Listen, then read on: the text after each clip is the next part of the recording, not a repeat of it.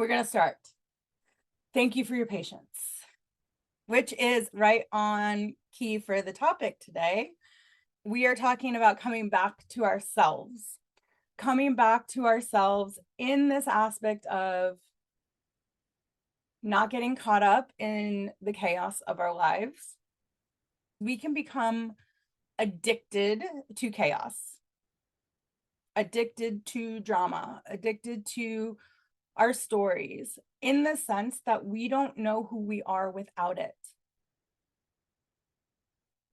It's a returning to self aspect, but it's not really returning to self. It's about peace. I couldn't call it returning to peace because most of us don't know what that is. Most of us have never experienced peace, real peace, or it's like fleeting. It came up today in almost every call I had. Today, it was all about how do we let the heaviness of what's happening around us impact ourselves, impact our peace, especially right now when there's so much going on in the world.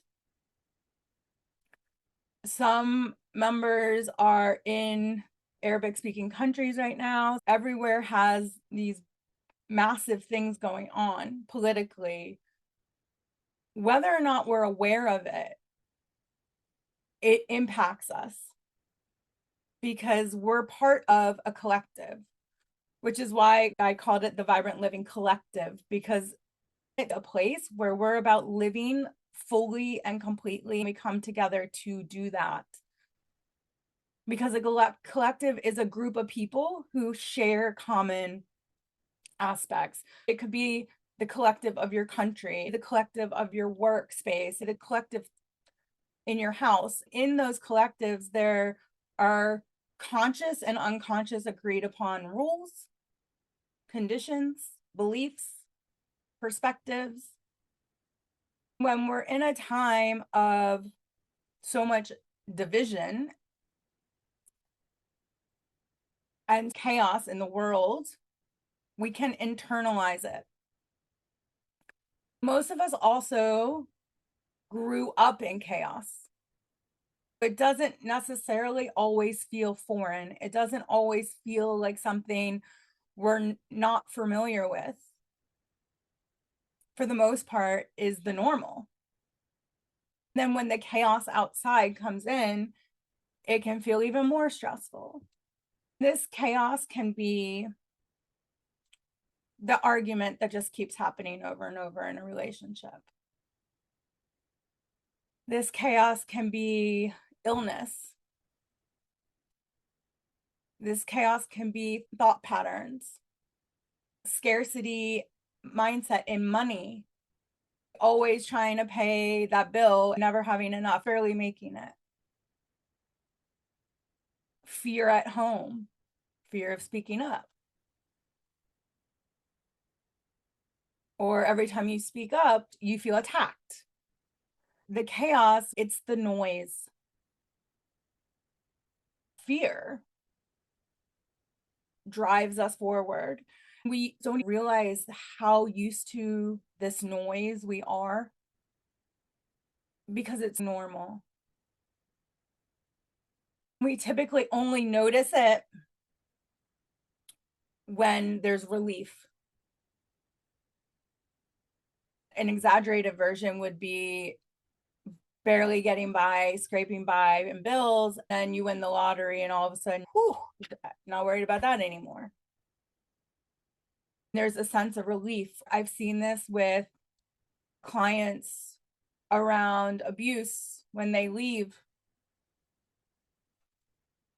It's like truly over. There's actually even an emotional release that happens because we don't realize we are holding it. Our body tenses. As we become more aware of it, we can notice, oh, my body had tensed up. For me, I notice now when I've tensed, or maybe you hold your breath. You can hold your breath when you're stressed. I hold my breath when I hyper focus. Those are aspects where we don't really notice what we're doing. I've had this conversation a few times recently when we talk about our nervous system. We literally call it nervous. We've labeled it as something that's nervous constantly. Can you regulate something that's always nervous? It's a constant state. When we look at how we talk about our nervous system, when we look at that aspect, really, it's important we rework it and reword it. Two of us were talking about it earlier this week, and we were talking about how it's just a messenger. It's sending you a message. If we look at rewording it as the messenger, it's easier to remember that there's something important that it's saying. And it's not always saying a true thing. In this aspect of chaos outside creates chaos inside creates chaos outside. In this time where there's that burden and fear, it's fear mongering where fear is actually instilled. You watch it on the news, it goes through your own head. How am I going to do this? How am I going to make this work? What am I going to do? How am I going to fix this? How am I going to heal this relationship? We live in a state of worry and anxiety. Worry and anxiety is projection into the future, whereas depression is living in the past. Depression is the state of grief connected to the past. Anxiety and worry is the projection into the future. When we're projecting, so if we think of it as pushing out, we want to get the raise, we want to get the promotion, we want to find the client, we want the partner. We've gone into anxiety and fear. And that is what we're pushing out. That's what we're projecting onto everything we're doing. We're in a world that's projecting it back. Or maybe there's anger that's being projected, and anger is being projected back by the world. Not just the world, but the people in our world. This creates constant turmoil. What we need to do is to reprogram our whole body to peace. Most of us have never experienced real peace in a conscious state. What I mean by that is we can access peace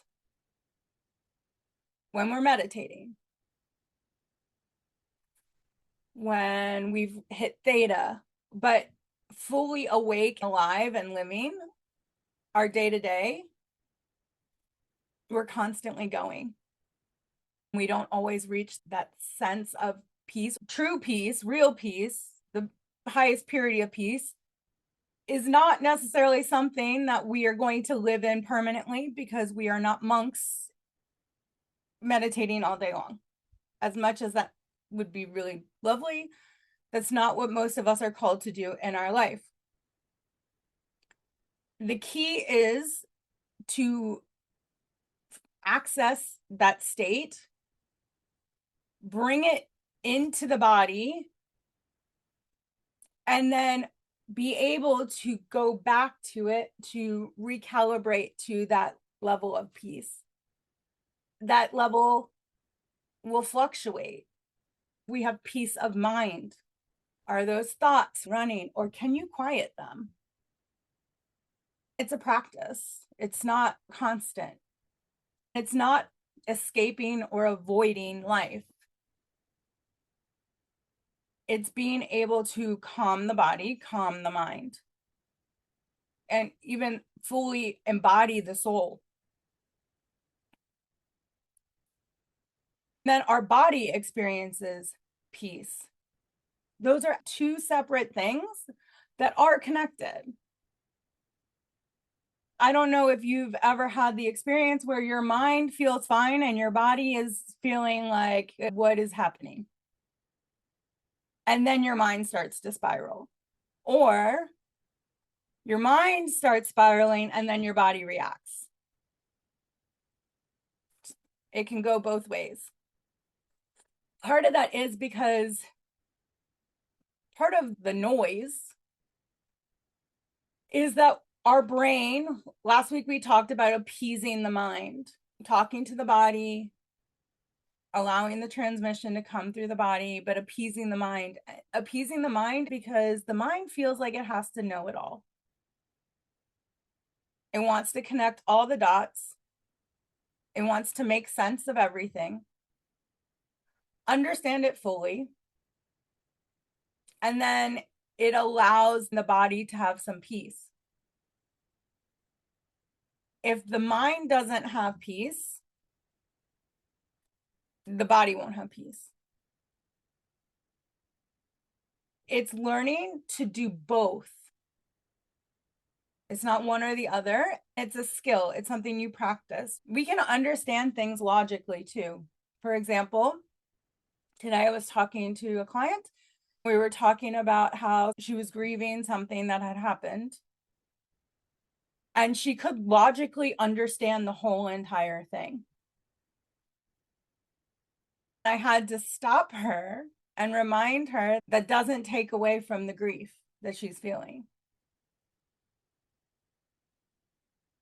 Because even though you can understand it, you can wrap your head around it, you can empathize with it, you can have compassion for it, it doesn't take away that something has hurt you or something's upset you or you're in fear.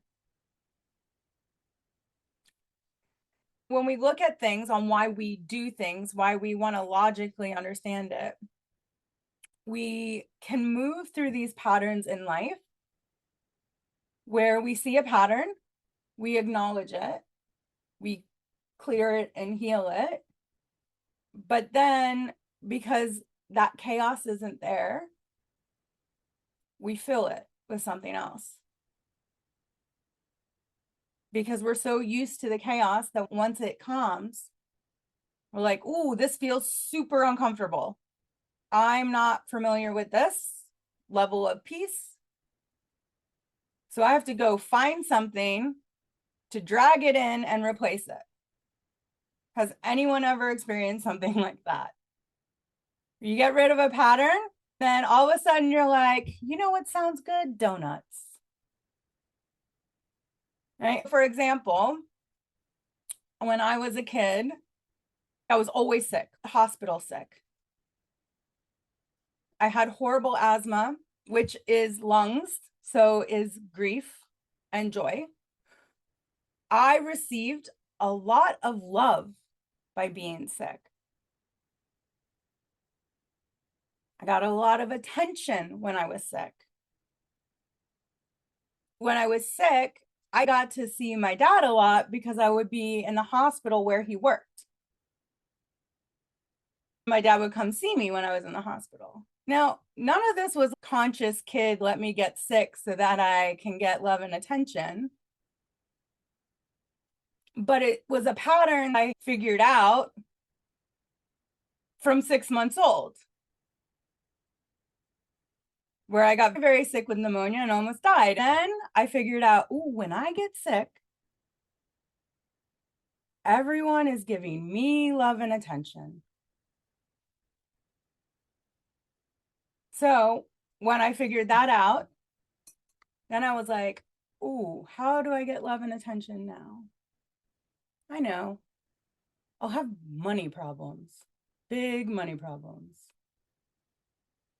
Because now I get love and attention from my parents with my money problems. So much so, they're stuck with me. I live with them. So, sorry, Mom. It was not a conscious replacement. It was completely unconscious. When I had taken away my way of receiving what felt safe to receive love and affection, I was like, oh, I got to feel like now I don't feel like I'm receiving that. I feel unsafe. The chaos is gone. Now I have to fill that hole with something. This seems like a great way to fill it. Let's throw in some debt. Now, it's the worst possible way to get love and attention for everyone involved. But it filled an unconscious need. What do we do when we look at that? We need to decide, what is it filling? What is a pattern in your life that feels like it's creating massive chaos? It could be a relationship. Look and think, write down, if you have a pen and paper, what is a pattern in your life that is creating massive chaos for you that you actually don't really want at all?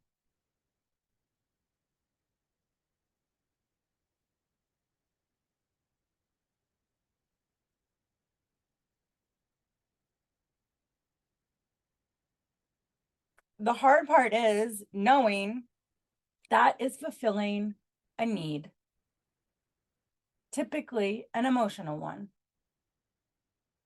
Maybe it's finally getting the attention and love you need from a parent by taking care of them. Maybe it's constant arguing, but it's keeping that person in your life. Maybe it's illness, like when I was little.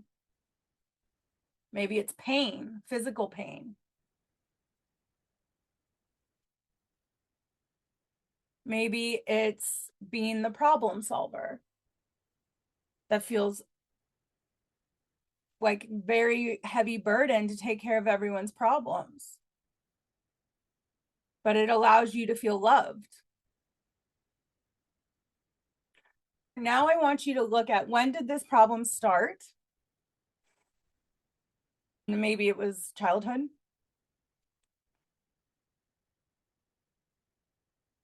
Look at what was the problem before that. How are these connected?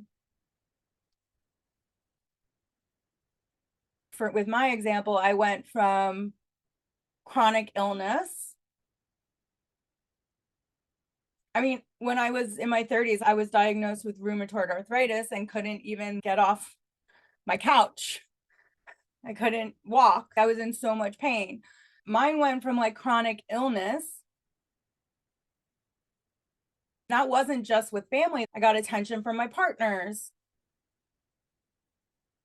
At that time, I only had one partner at a time, just to clarify. I got that attention from my partner. If I was feeling sick, I could call into work.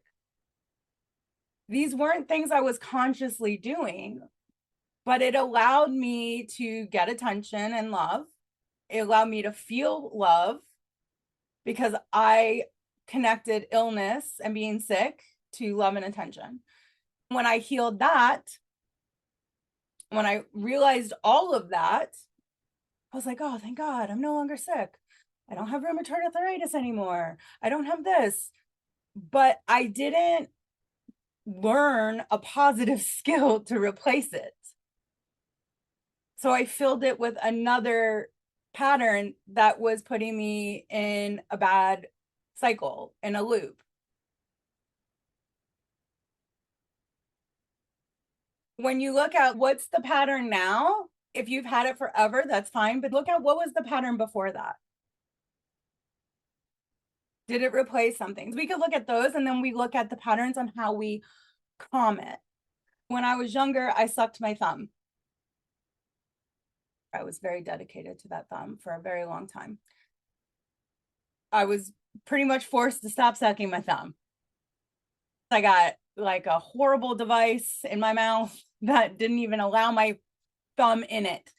Then I was trying to find new ways to calm and soothe myself. What was there was no longer working. because I literally couldn't have it anymore. I remember I used to like rock back and forth to calm myself.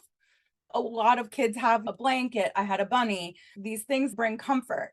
A lot of times too, we take them away because it's time to grow up. How we do it is really important because that can be devastating when the safety is taken. It's replacing them in a healthy way. Later on, then I became a smoker. And that was my way to soothe. Then I started drinking too much, and that was my way to soothe. Or then it was food. There's all these different ways looking at how are you soothing yourself. It can be food, it could be sweets, it could be alcohol, it could be cigarettes, it could be marijuana. No judgment in this. This is for you. You don't have to share. It could be meditation, healing, because that was my last replacement. I became addicted to healing as a way to soothe and to cope. Then I realized I was escaping through healing. I was spending so much time in theta that I was on cloud 9 and off with the fairies all the time.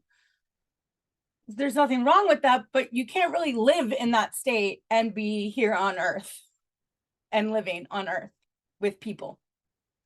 The two things I really invite you to look at are what's the pattern and the pattern before that. Maybe there's a pattern before that.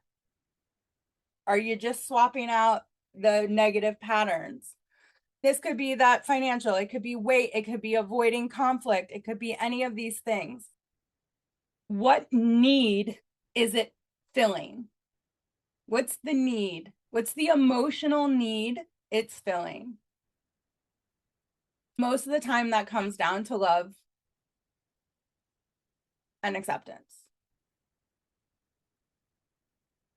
Choose the emotional, what comes to you. And if you can't think of it, look up an emotional wheel that has all the emotions listed on it and see what emotion that's filling. When you know what the need is, then you can do something.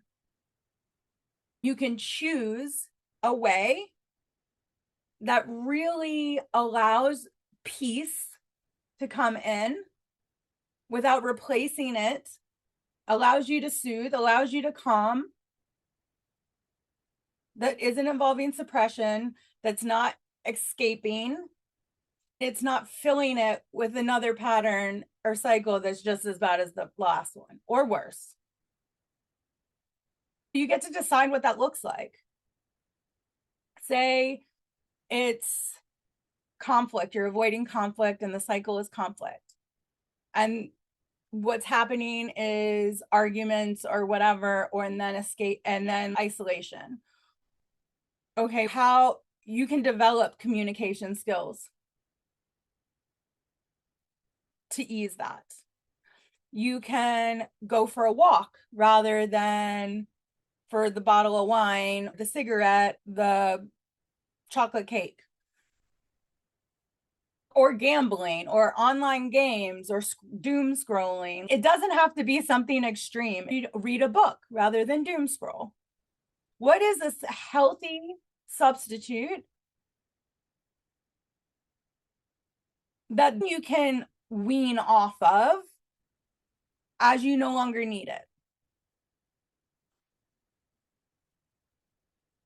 That's what we want to look at. When the thoughts come in, when the thoughts are racing and going and there's absolutely no peace in your mind, you can do a simple chart, things I have control of and things I don't have control of, and just dump it all in there.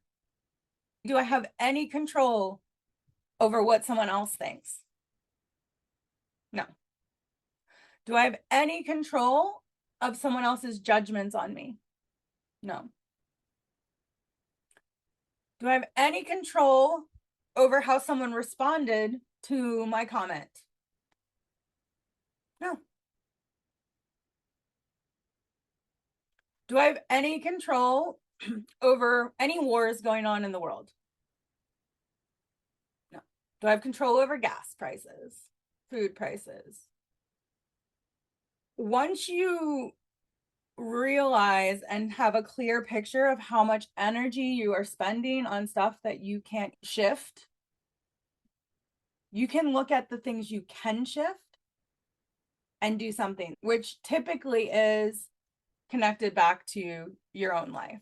How a person responds to us, there's nothing we can do. Some people will watch this and be like, this is amazing. Some people will watch this and be like, she's full of shit. I have no control over that. The people that think that, then I'm clearly not the right person for them to be hanging out with. So that's okay. What happens is when you see that list, it's that appeasing the mind. You also feel you have control. It eases everything. Sometimes we talk about know the system to play the system. Know your body and your mind so that you can play that.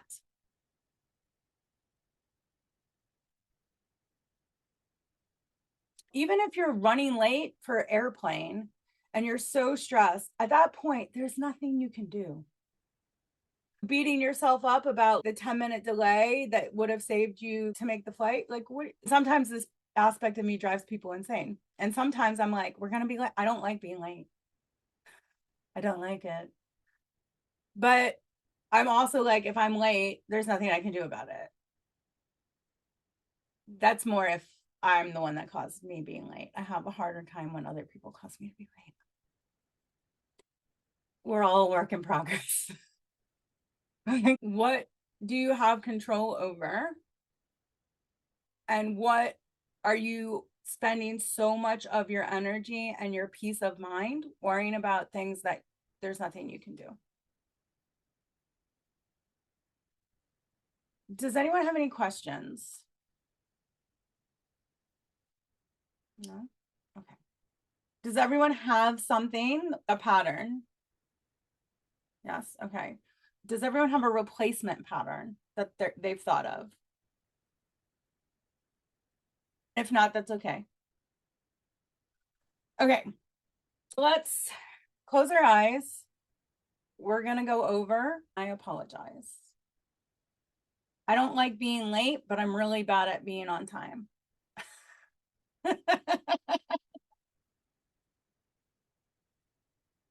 I'm really bad to sticking to time. Closing your eyes, putting your attention on your heart, and filling the room you are in with beautiful, pearly white light. Everything around you is shimmering in white light, including you. The light around you is also within you. And as you see it spreading from your heart through your body, it fills every cell, molecule, atom, and particle of your being. It moves through your brain, through all aspects of your nervous system, your central nervous system, and all other nerve endings, all synapses and neural pathways.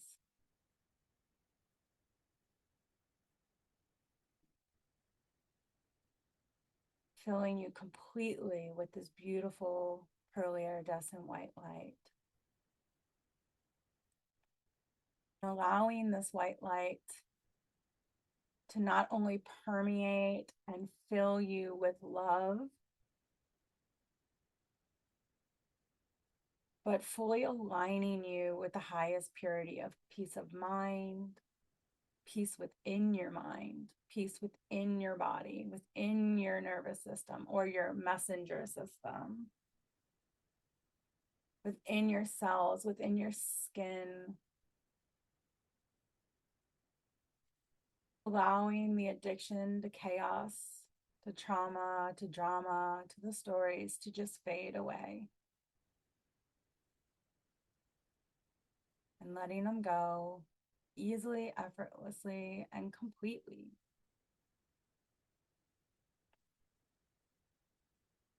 Bringing safety within your body, and safety as a feeling of safety.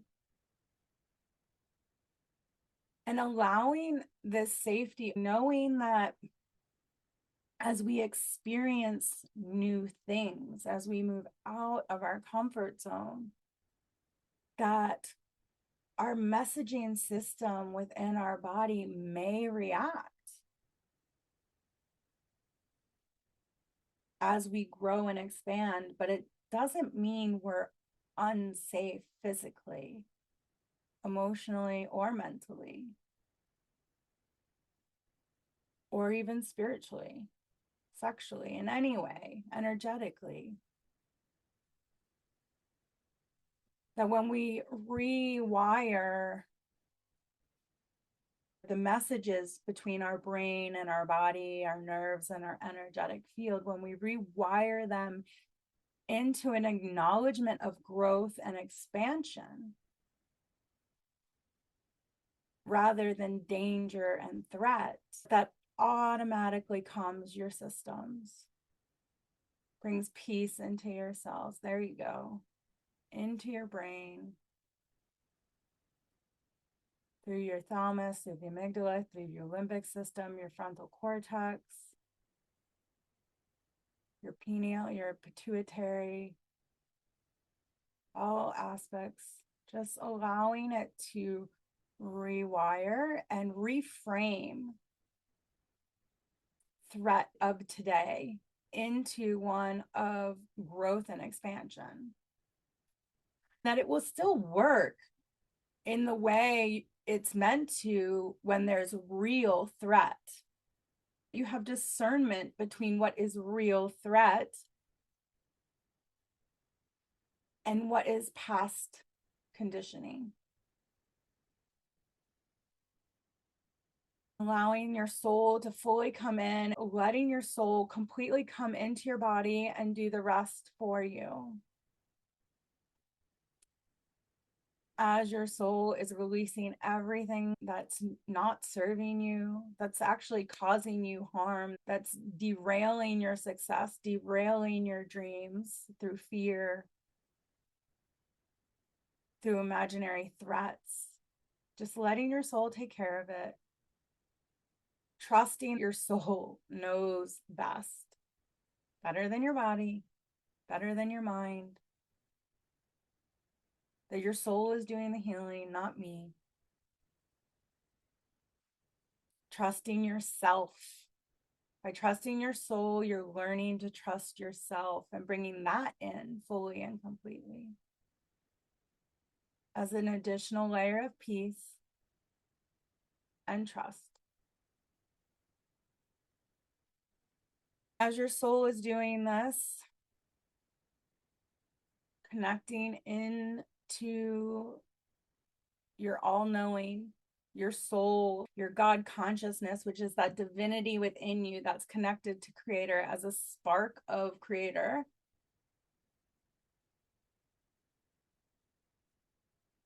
Commanding to be shown, asking to be shown, requesting, whichever word you prefer.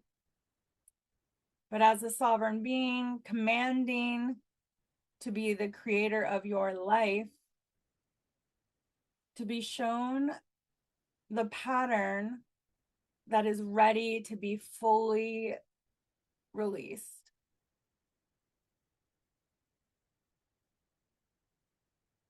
Maybe even seeing the lineage of this pattern. Maybe it's not the one you thought of. Maybe there's more than one to look at. You can come back and do this again.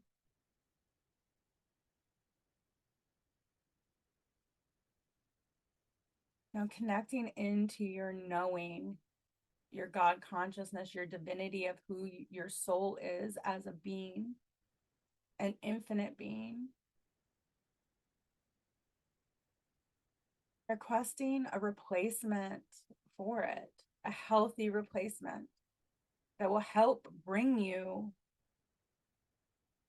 into the life you desire, that will bring you to the goals you desire to achieve, that's on the team of your dreams rather than your fears. Aligning your whole messaging system within your body, aligning it to your dreams, your visions, your purpose, rather than your fears.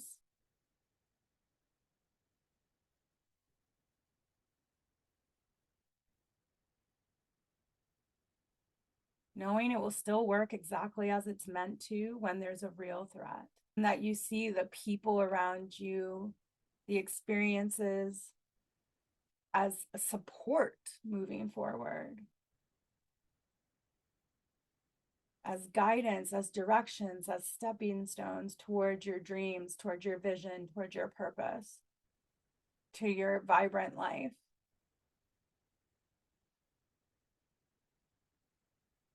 What is that new habit, that new skill that will help soothe and calm your mind, your body, that will allow you to fully release the old patterns?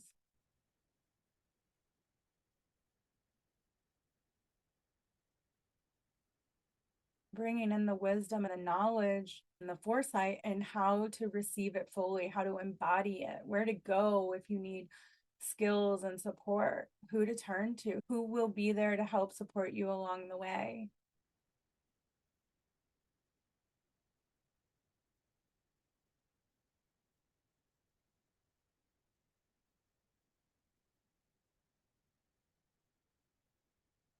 Bringing this knowledge in deeper and deeper through your body, through your chakra system as well, grounding it into the earth.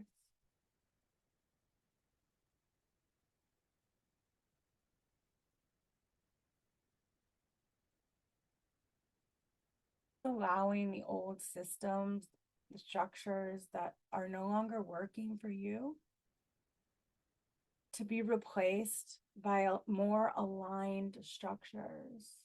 They don't have to dissipate all at once. They can just leave one at a time. This is about creating peace within your mind, peace within your body, peace within your soul, in your environment. Beautiful. Just bringing it in. You know who you are without everything you're releasing. You're whole and complete without everything you're releasing. You know how to live your day-to-day life without everything you're releasing. It's safe for you to receive all of this through your soul, not through me. There you go. Everything you receiving is exactly what you require right now. If you come back in a week, it may be something different, and it'll be what you require then. Bringing in trust in self,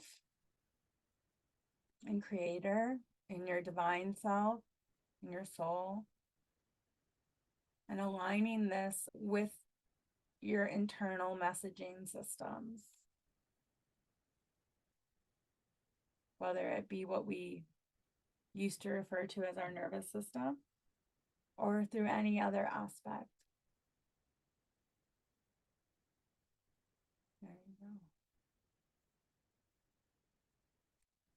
I'd like to invite your soul to show you a moment in your life, in this life, where you experienced peace of mind and peace within your body. I want you to feel it throughout your whole mind. Feel the stillness. Feel it within your body.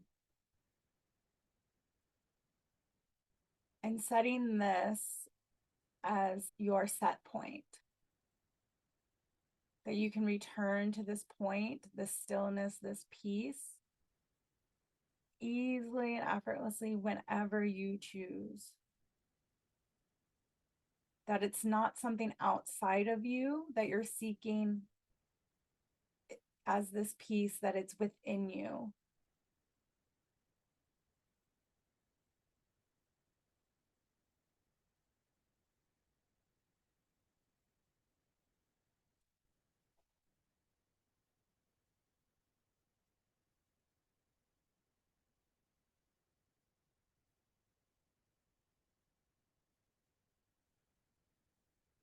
Releasing any doubt,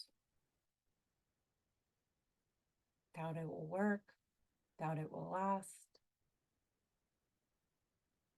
doubt that it will work for you, it may work for everyone else. Releasing that doubt and bringing in belief, bringing in peace and joy, releasing the burden,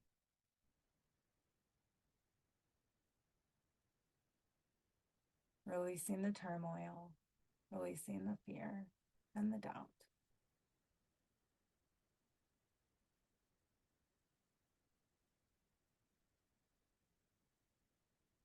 And bringing in love,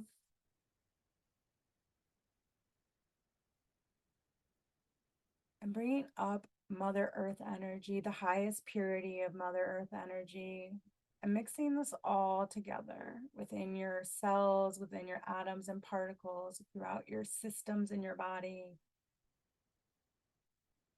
throughout your environment, allowing this energy to ground it all into you, into the earth, into the 3D, into your reality. Into a reality where all of a sudden new is safe and fun, where different is safe and fun, where people are safe and fun, where no matter what's happening outside of you, the peace within you may always maintain this peace, this sense of peace, this sense of self, returning all aspects, washed and cleansed of you back to you, returning them back to you, aligning everything with this frequency and virtue of peace. That this gets to be the foundation of your life moving forward, of your experiences, of your relationships with yourself and others and the world, with Earth, with Creator, with your soul. And then bringing in that stability of love,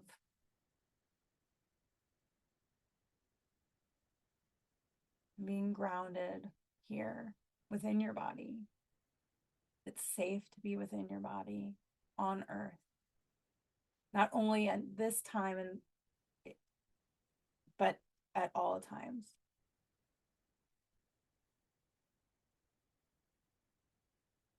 And that wherever you are is your home. Activating that love of self,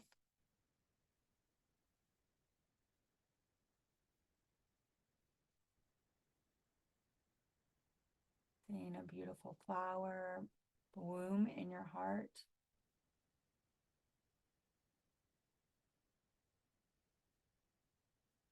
fresh beginnings, new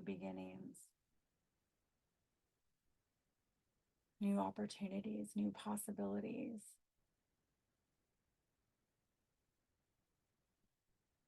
Bringing everything together into the highest and best way for you, for your body, for your brain, for your soul on Earth.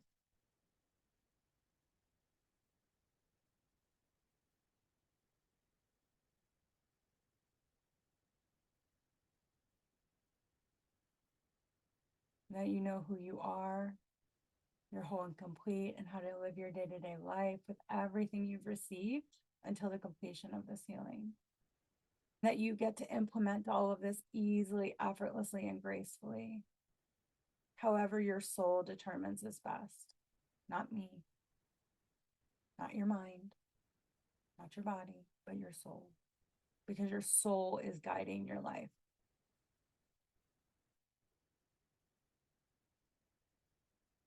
There you go, beautiful. That you may maintain this level of light, this vibration, this frequency, and be grounded here on earth. That you don't have to pick between being grounded and being connected. That you can have both simultaneously.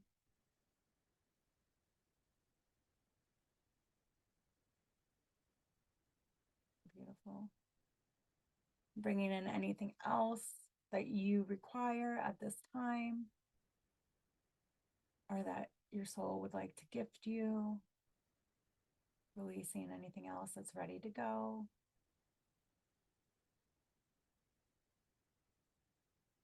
Returning your attention to your breath and taking 3 deep inhales and exhales at your own pace.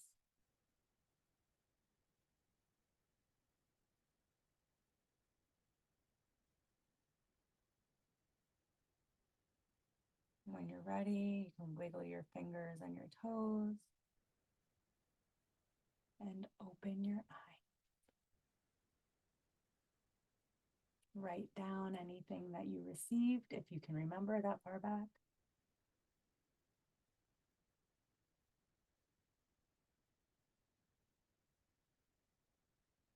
How is everyone feeling?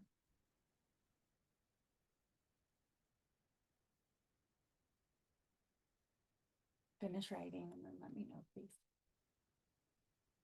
Take your time, no rush.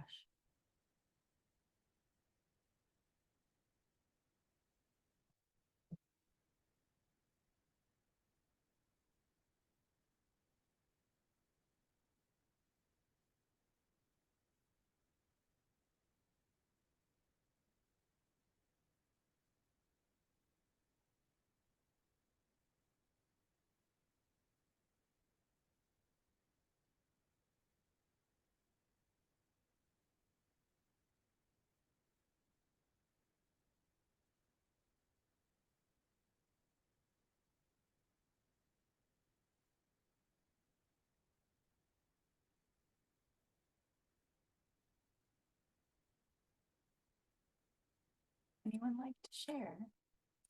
You don't have to, just an option. I'll share. So I came to the realization that I've created a certain situation in my life from a childhood belief or a childhood situation, real, and it's still playing out now, is that in order to feel loved, I need to be looked after. I need to be looked after in order to feel loved, or be needed in looking after others in order to feel loved.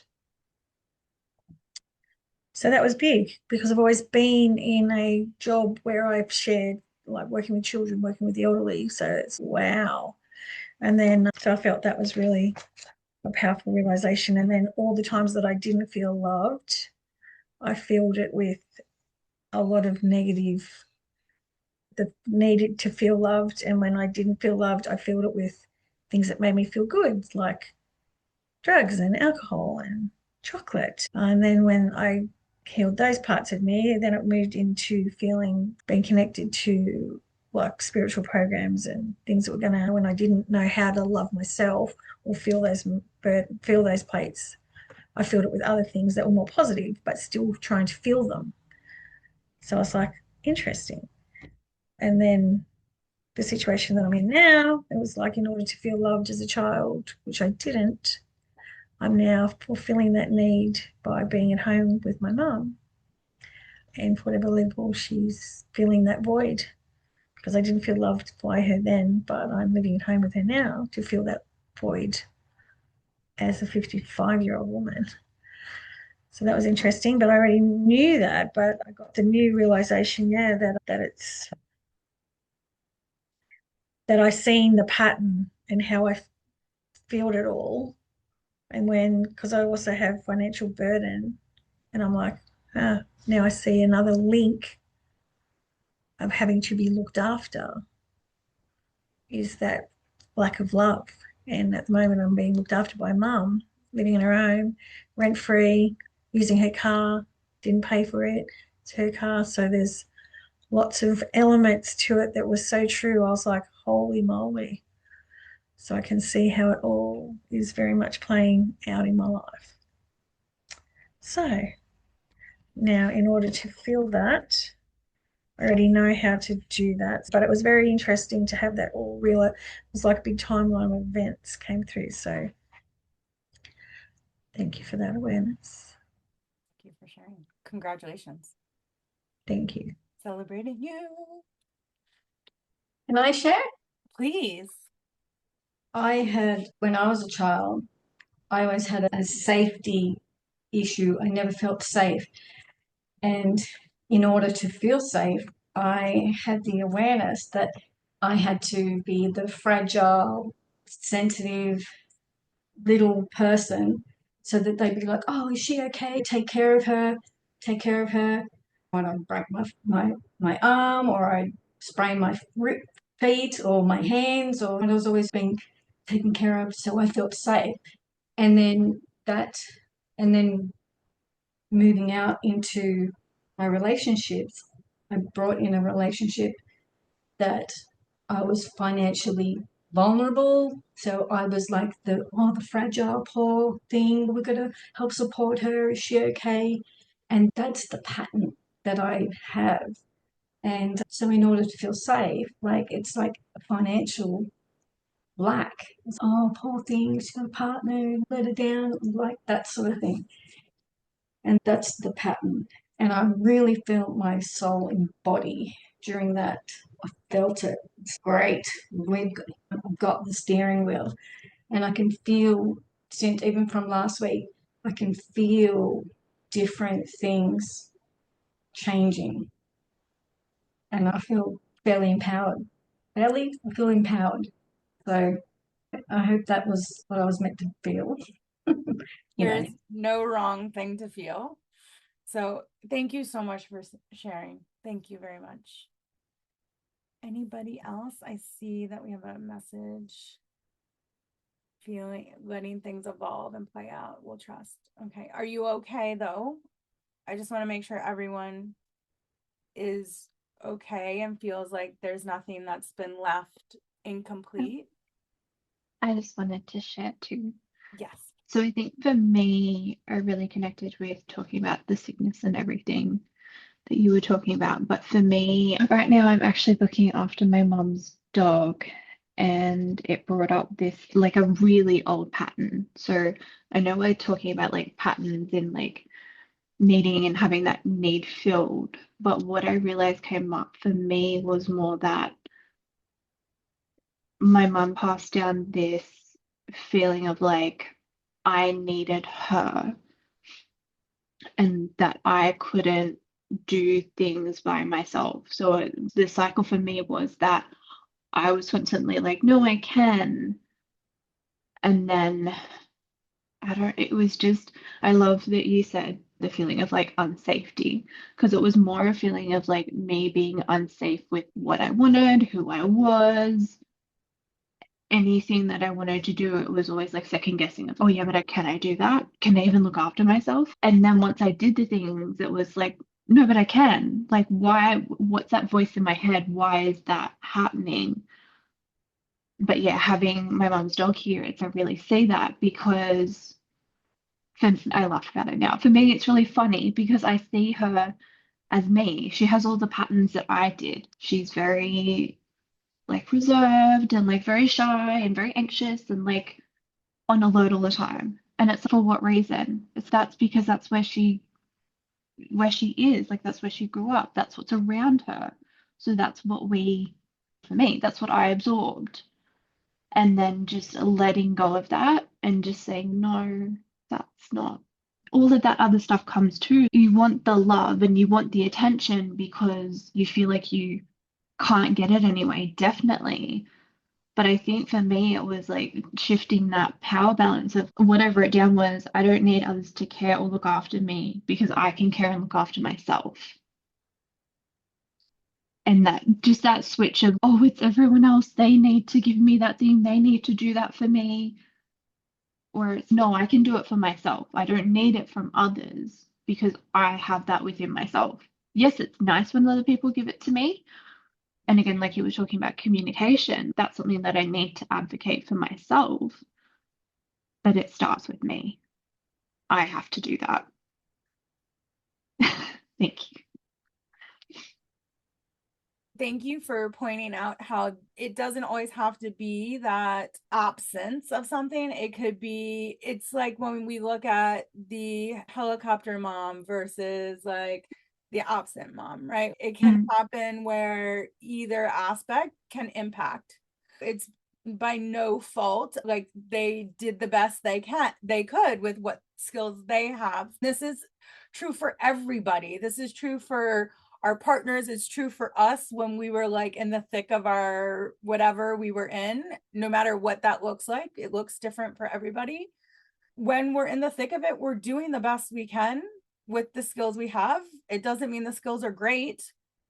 It doesn't mean they're working for us and really making us happy, but we're doing the best we can. That's an important aspect to remember when we're doing this work, because it's not about pointing blame. I don't feel that's what you were doing. I want to clarify that too. I don't feel that's what you were doing, but it can be easy to be like, they did, our parents did this.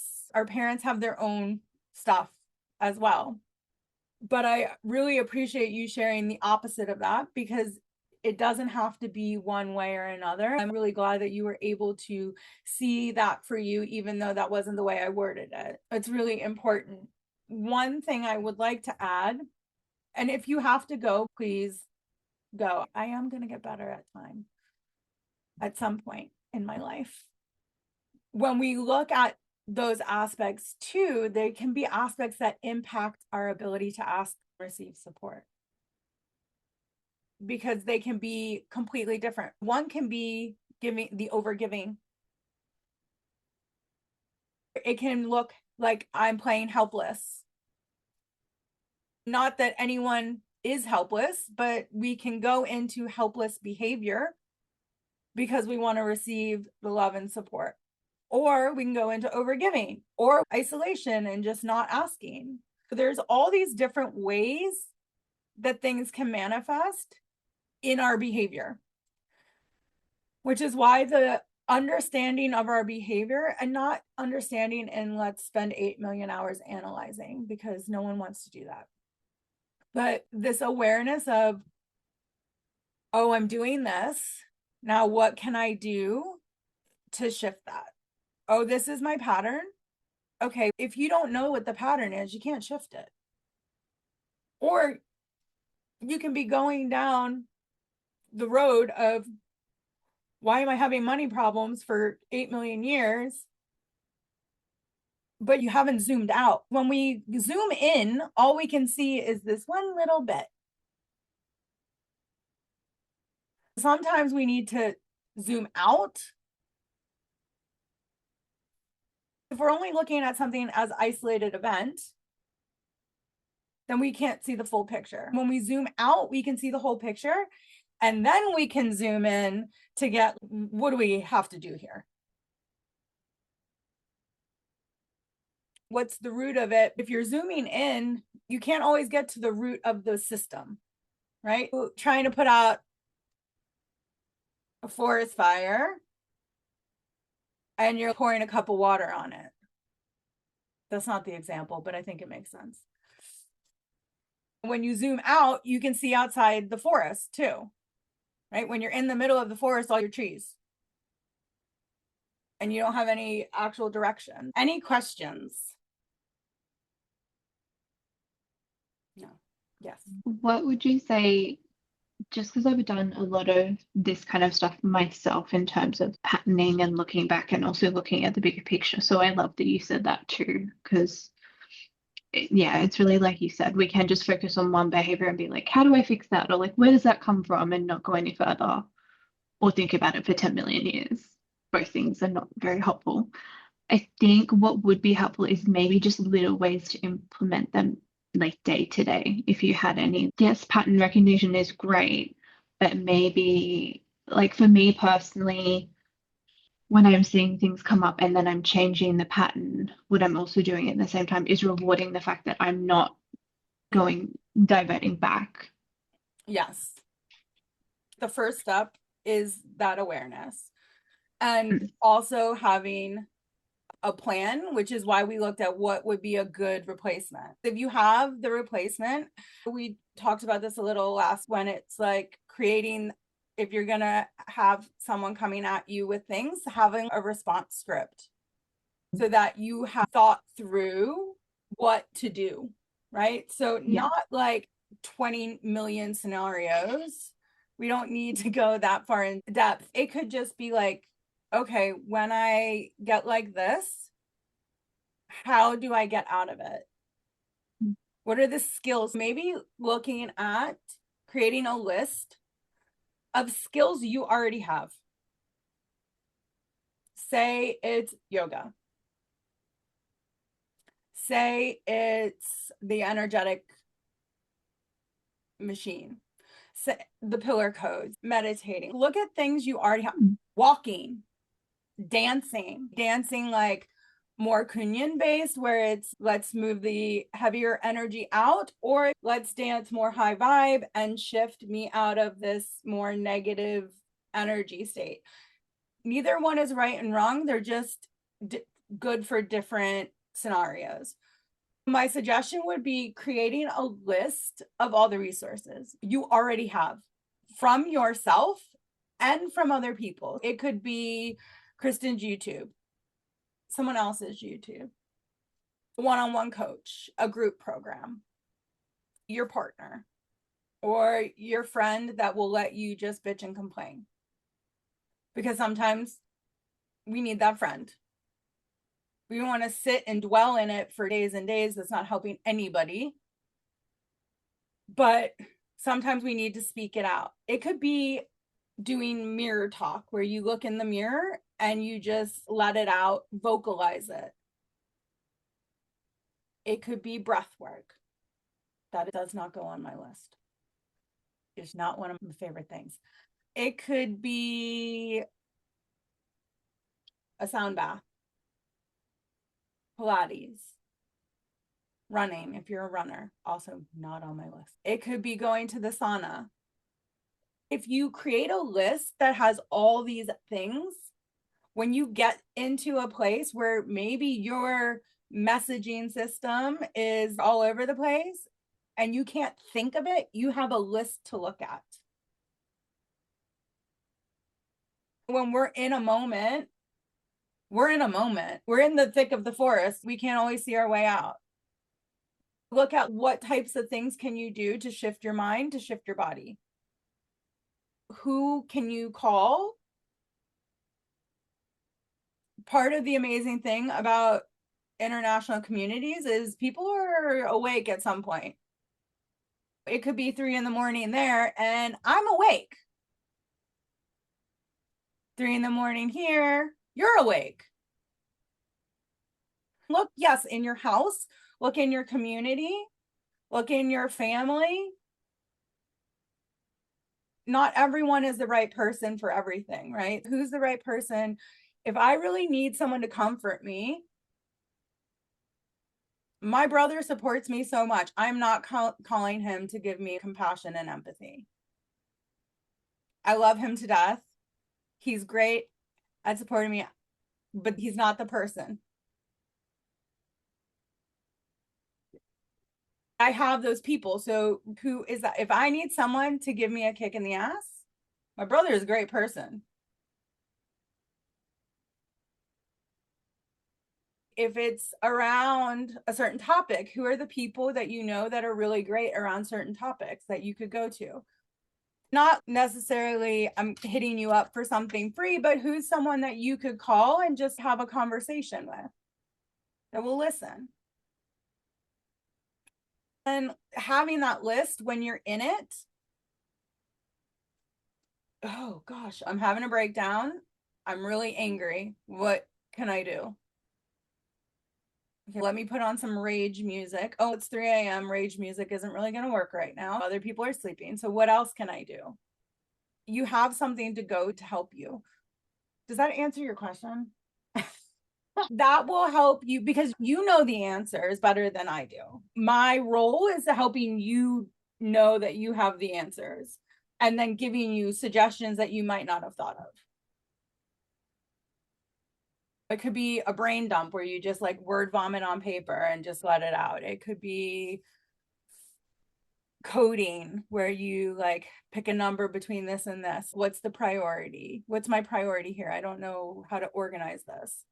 There are a lot of things. And with those aspects as well within the Telegram group, those nuggets are dropped in the Telegram group, but also if moving forward, this group is evolving, it will change and shift.